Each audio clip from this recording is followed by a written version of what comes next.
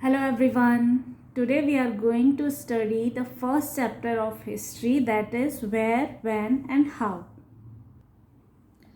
Terms used to describe Indian subcontinent. The Indian subcontinent is a large region which includes India, Pakistan, Nepal, Bhutan, Bangladesh and Myanmar. In ancient period it was known as Bharatvarsh.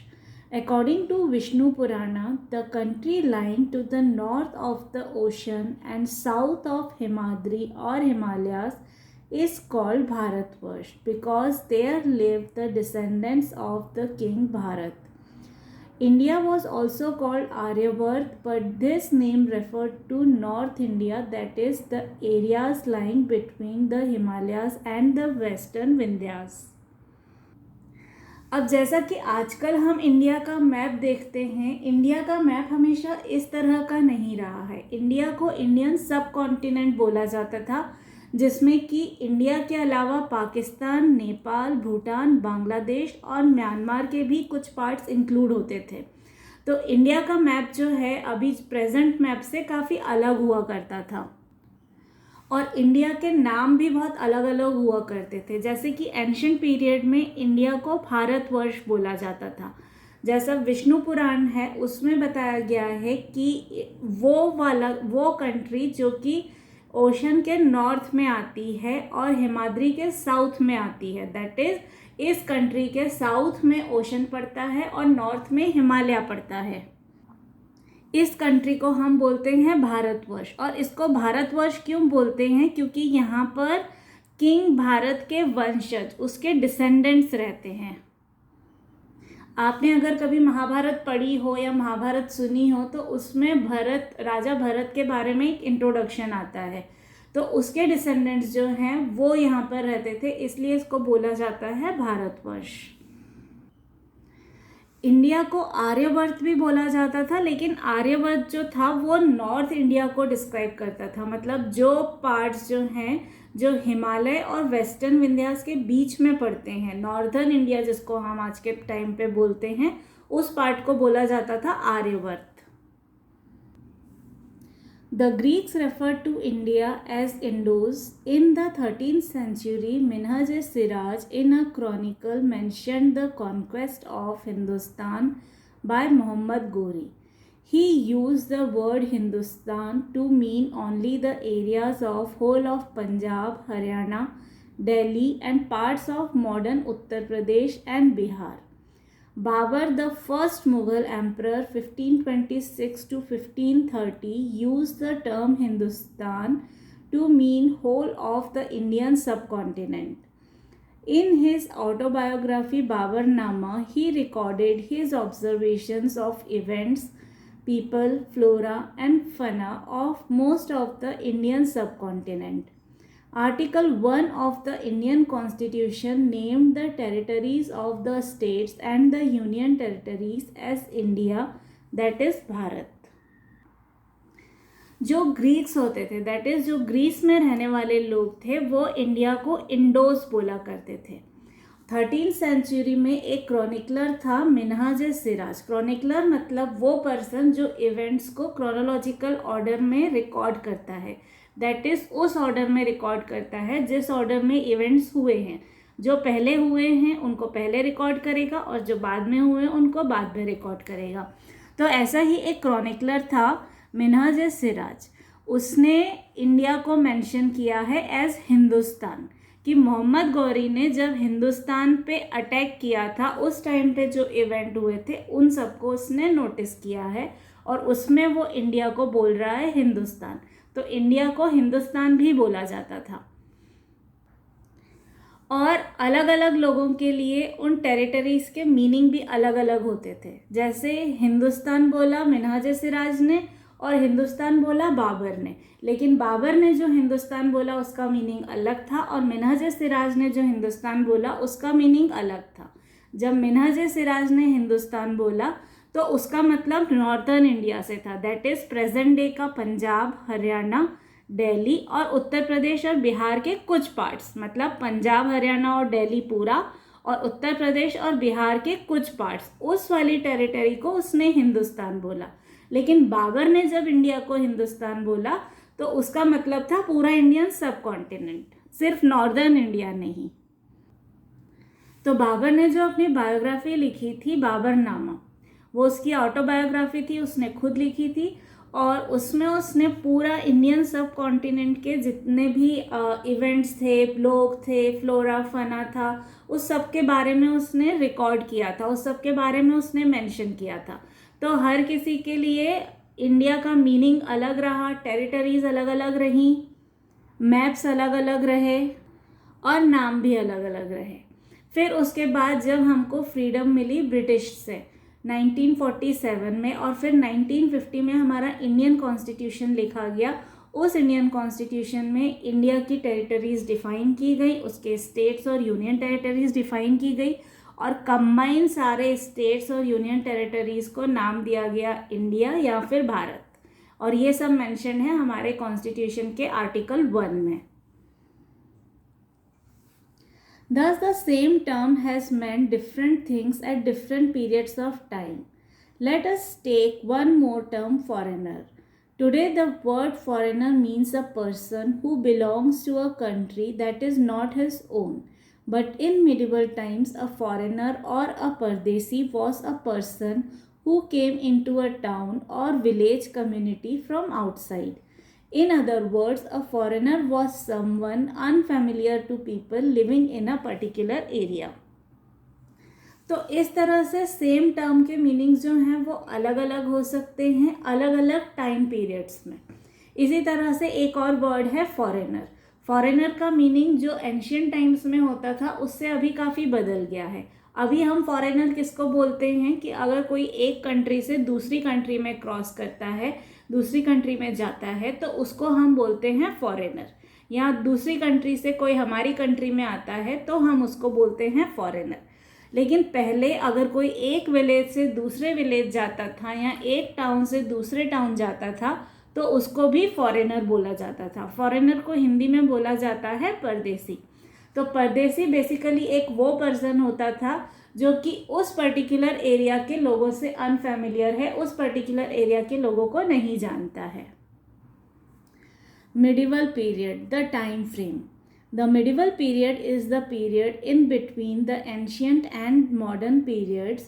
The 8th century saw many changes in social, economic, political and cultural life of people of India. There were also changes in the pattern of their thinking and behavior. Thus we take the 8th century as the one belonging to the medieval period. Changes did not take place suddenly at any particular period of time. Some changes appeared earlier at some places and some quite later. Many changes took place after the downfall of the Mughal Empire and after the East India Company became the leading power in India in the middle of the 18th century. This is taken as the end of the medieval period of India. Thus, the medieval period lasted for about 1000 years from 8th century to the 18th century or between AD 700 and AD 1750. तो अब medieval period क्या है और उसका time frame क्या है। तो हमारी हिस्ट्री जो है हमने क्लास 6 में भी पढ़ा था कि हमारी हिस्ट्री को 3 पार्ट्स में डिवाइड किया गया है, एंशिएंट पीरियड, मिडिवल पीरियड और मॉडर्न पीरियड। तो एंशिएंट और मॉडर्न के बीच वाला जो टाइम फ्रेम है उसको हम बोलते हैं मिडिवल पीरियड। तो जो 8th सेंचुरी थी उसमें बहुत सारे चेंजेस हुए और बहुत सारे चेंजेस 18th सेंचुरी तक होते रहे। तो ये 8th सेंचुरी से 18th सेंचुरी वाला जो टाइम फ्रेम है इसको हम बोलते हैं मिडिवल पीरियड। अब ये चेंजेस जो थे ये चेंजेस क्या थे? ये चेंजेस बहुत सारे थे, बहुत सारे सोशल चेंजेस हुए, इकोनॉमिक चेंजेस हुए, पॉलिटिकल चेंजेस हुए, कल्चरल चेंजेस हुए, लोगों की थिंकिंग के पैटर्न में बहुत सारे चेंजेस हुए, लोगों के बिहेवियर में बहुत सारे चेंजेस हुए। तो कुल मिला के इस वाले पीरियड में लोगों की लाइफ में बहुत सारे चेंजेस हुए हर तरह के। और ये जितने भी चेंजेस हुए ये एकदम से सडनली ओवरनाइट नहीं हुए, इन चेंजेस को होने में बहुत सारा टाइम लगा। कुछ चेंजेस बहुत जल्दी हुए, कुछ चेंजेस बहुत देर से हुए। और जैसा कि हम जानते हैं India is a vast country, तो कहीं पर जल्दी चेंजेस आए, कहीं पर देर से चेंजेस आए, कहीं पर कुछ चेंजेस पहले आए, कहीं पर कुछ चेंजेस बाद में आए। तो इस तरह से चेंजेस के टाइम अलग अलग रहा, धीरे धीरे हुआ, कहीं फास्ट हुआ, लेकिन बहुत सारे चेंजेस हुए। और सबसे ज़्यादा चेंजेस हुए मुग़ल एम्पायर के डाउनफॉल के बाद। जब मुग़ल एम्पायर का एंड आया और ईस्ट इंडिया कंपनी आई, तो उस टाइम पर काफ़ी सारे चेंजेस हुए। और जब ईस्ट इंडिया कंपनी जो है वो लीडिंग पावर बनने लगी इंडिया में, ये हुआ अराउंड 18th सेंचुरी में। तो उस टाइम पर काफ़ी सारे चेंजेस आए, और वो वाला जो टाइम था ईस्ट इंडिया कंपनी के ओवर पावर करने का, उसी टाइम को end of the medieval period भी माना जाता है। दैट इज़ उस टाइम पीरियड में मिडिवल पीरियड का एंड हुआ और मॉडर्न पीरियड स्टार्ट हुआ। तो इस तरह से हम कह सकते हैं कि जो मिडिवल पीरियड था इंडिया में वो 1000 ईयर्स तक रहा, और उसका टाइम फ्रेम जो था वो AD 700 से लेकर AD 1750 तक रहा। Some features of the medieval period. अब मिडिवल पीरियड के फीचर्स क्या क्या थे? The medieval period is divided into early medieval period and later medieval period. The early medieval period lasted from 8th century to the middle of the 13th century. The later medieval period extended from 13th century to the 18th century. तो जो medieval period था उसको दो parts में divide किया जाता है, एक अर्ली मिडिवल पीरियड और दूसरा लेटर मिडिवल पीरियड. जो अर्ली मिडिवल पीरियड है वो 8th सेंचुरी से अराउंड 13th सेंचुरी तक रहा, और जो लेटर मिडिवल पीरियड है वो 13th सेंचुरी से 18th सेंचुरी तक रहा. Foreign cultures western and central Asian began to influence India. और इंडिया पे फॉरेन कल्चर्स का इन्फ्लुएंस काफ़ी होने लगा. हमारे ऊपर वेस्टर्न कल्चर का भी इन्फ्लुएंस होने लगा और हमारे ऊपर सेंट्रल एशियन कल्चर का भी इन्फ्लुएंस होने लगा. Many sources to reconstruct history, archaeological, epigraphic, numismatics and literary were available to us now.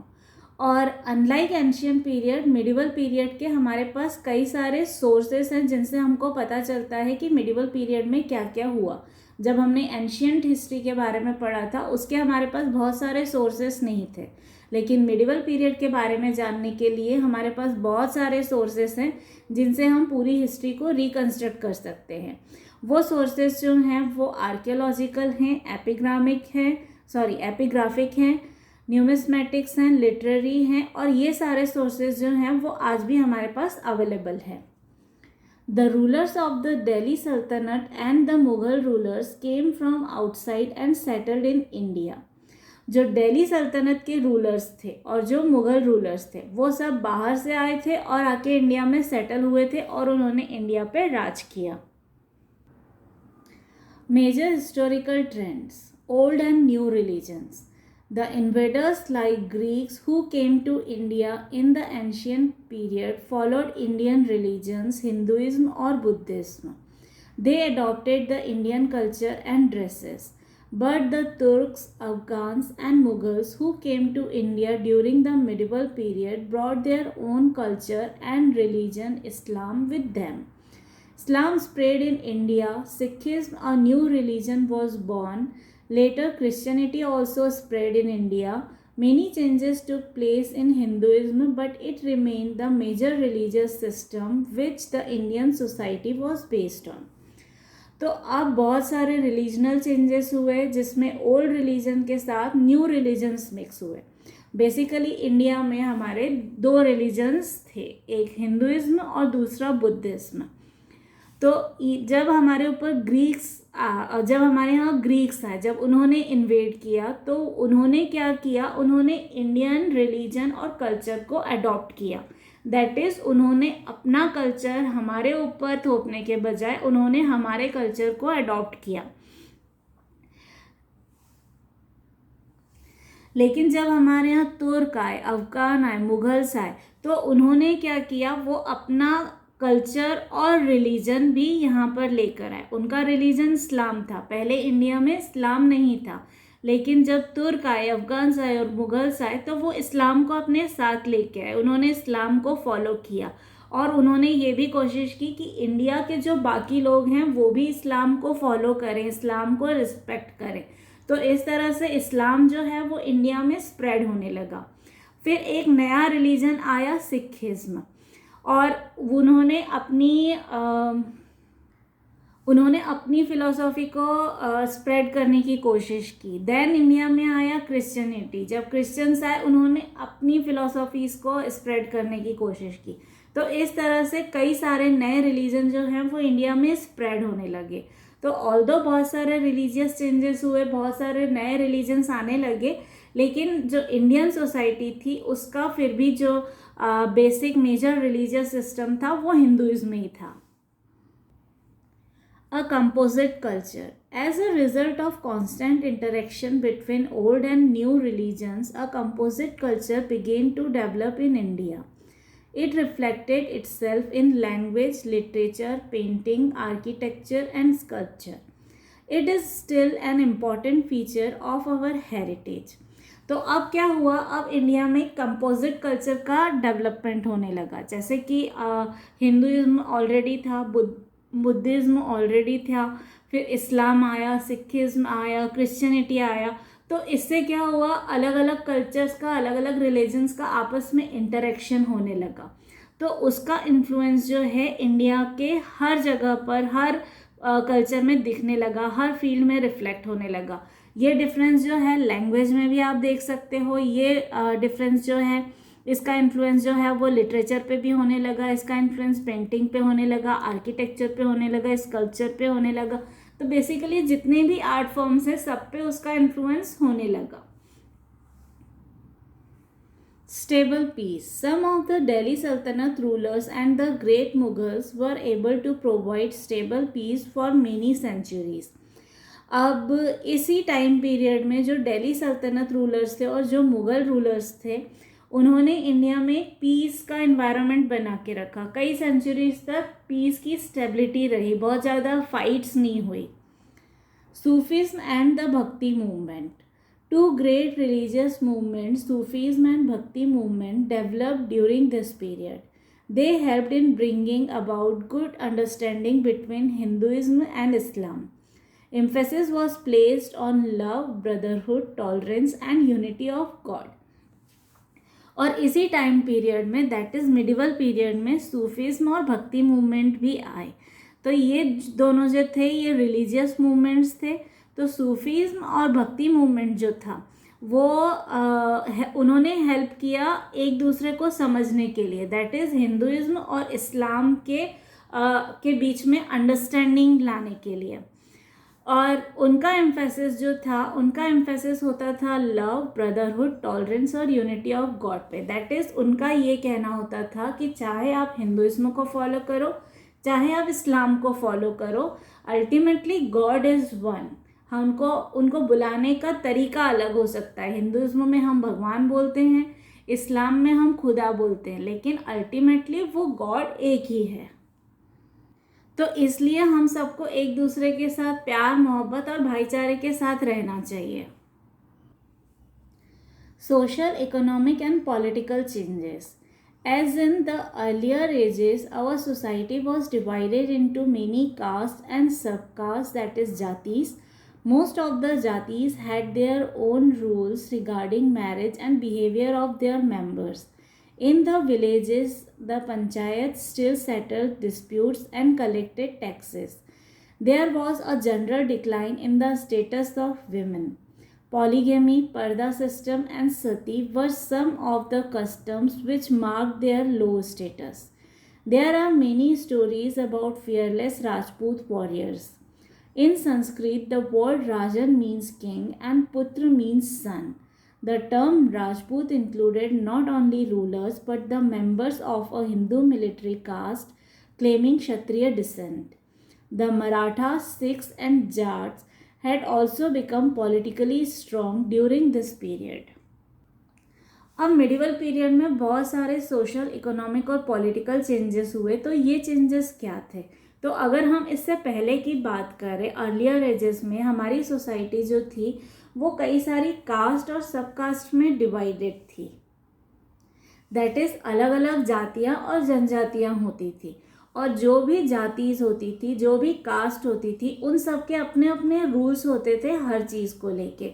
Marriage होगी तो कैसा क्या कस्टम्स फॉलो किए जाएंगे, क्या रूल्स होंगे, लोगों का बिहेवियर कैसा होना चाहिए, उनका कपड़े पहनने का तरीका क्या होगा, उनके प्रोफेशंस क्या होंगे, ये सब कुछ सेट होता था। और विलेजेस जो होते थे उसमें पंचायत होती थी, वो पंचायत जो है वो सारे डिस्प्यूट्स को सेटल करती थी।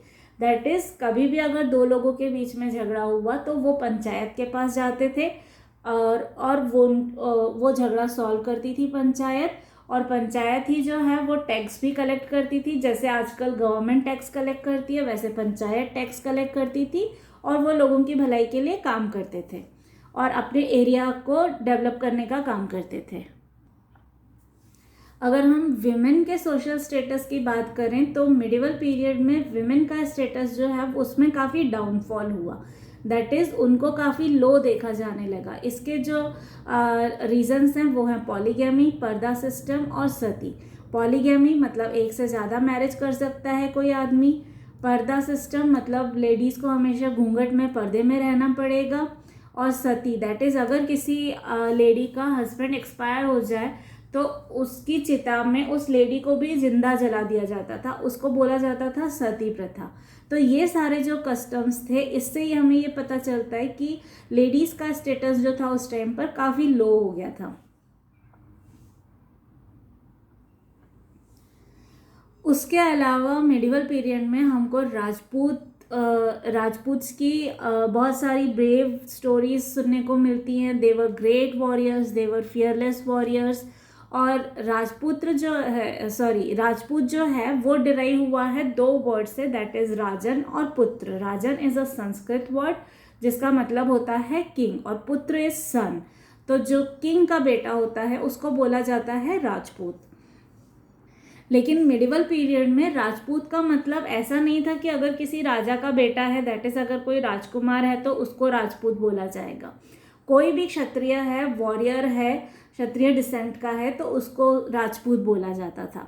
उसके अलावा मराठा, सिख्स और जाट्स वो भी काफ़ी पॉलिटिकली स्ट्रांग हुए थे इस टाइम पीरियड में। The princes and nobles lived in great luxury. They had fine palaces and wore costly dresses. Many of them kept slaves who were bought and sold as they liked. But where did the wealth of those rich classes come from? It came from the common people, the peasants, the artisans, and the traders. The common people had to pay several kinds of taxes to the local lords. Potatoes, chilies, tea, and a few other crops began to be grown in the Indian subcontinent during this period.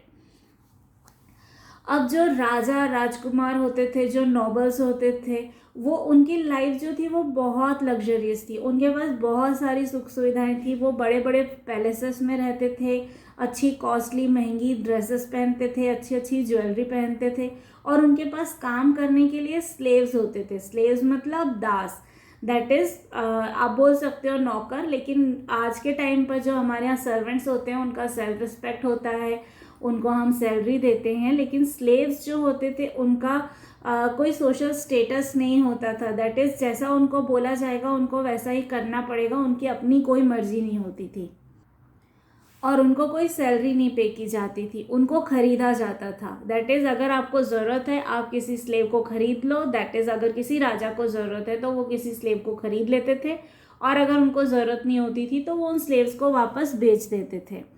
तो अब question ये आता है कि इन लोगों के पास इतनी wealth, इतने रिसोर्सेज कहाँ से आते थे? तो ये आते थे कॉमन पीपल से।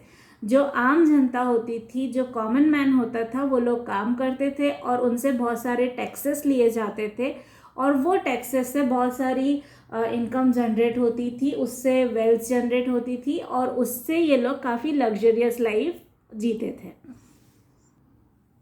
कुछ क्रॉप्स जैसे पोटैटो है, चिली है, टी है, ये पहले इंडिया में ग्रो नहीं होती थी, लेकिन फिर मिडिवल पीरियड में ये इंडिया में ग्रो होने लगी। ये क्रॉप्स जो हैं पहले इंडिया में नहीं होती थी। Rise of the British power. Commercial interests drew the English, the French, and the Dutch to India. It ultimately led to the establishment of British rule over India in the 18th century. फिर उसके बाद क्या हुआ, India जो है वो काफ़ी flourish हो रहा था, तो इससे जो इंग्लिश थे, जो फ्रेंच थे और जो डच थे, उनको यहाँ पर काफ़ी कमर्शियल इंटरेस्ट दिखा. उनको ऐसा लगा कि यहाँ पर बिजनेस की, कॉमर्स की काफ़ी अपॉर्चुनिटीज़ हैं, तो वो बिज़नेस करने के लिए इंडिया आए. तो वो एज अ बिजनेसमैन, लेकिन धीरे धीरे फिर उन्होंने यहाँ पर, पर्टिकुलरली इंग्लिश ने यहाँ पर ब्रिटिश रूल सेट किया और फिर वो हमारे ऊपर राज करने लगे. So around 18th century India में ब्रिटिश रूल जो है वो आ गया था. So this was the part 1 of our chapter where, when and how. If you have any doubt or query, you can ask me in the comment box below. Also check the description box for the links to other chapters. And if you have doubt and query, you can ask me on my WhatsApp also. You can message me. I will answer your queries. I will give my WhatsApp number in the description box. Thank you everyone.